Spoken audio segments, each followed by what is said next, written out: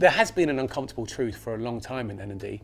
Because the technology hasn't been available to serve two different needs, the corporate need and the frontline need, what we've had to try and do is choose one. So if you look and say, okay, so what is the problems? What are those two problems? So on the corporate HQ part, the main problem you've got is the budget comes out of talent, people, HR.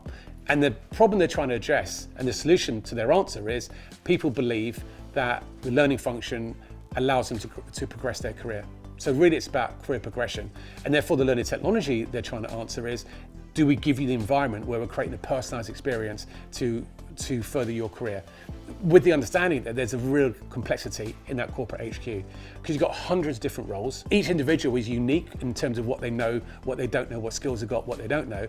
And there's tens of thousands of courses either created themselves or bought in from third parties. And so therefore, how do you automatically match those things together? And that's where AI really helps. And that's where LXPs were born out of. And I think over the last year, that's where Fuse has made massive inroads to, where potentially maybe a few years back, we weren't as strong. If you look at the other problem, which is the frontline worker. So in here, it's simple, right? You've got a few roles, but a much bigger audience per role. And the need there is probably there's a much bigger turnover in length of staff of time. So the challenge is, how do you get people up to speed as quickly as possible? How does technology help with that? How do you allow them to retain loads of information or get back to loads of information? How do you set up to speed on things that change every day, every week? So the challenge is much more about short term. It's about how do you help people do their jobs better this week, this month, this year, versus career pathing.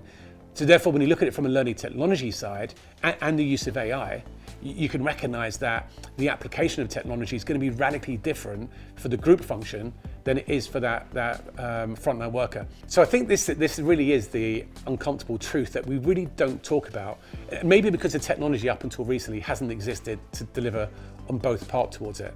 But realistically, I think any corporate learning leader who's looking at their environment, wanting to create a vibrant learning culture, does really need to recognize that there are two different challenges and two different approaches to solve each of those challenges.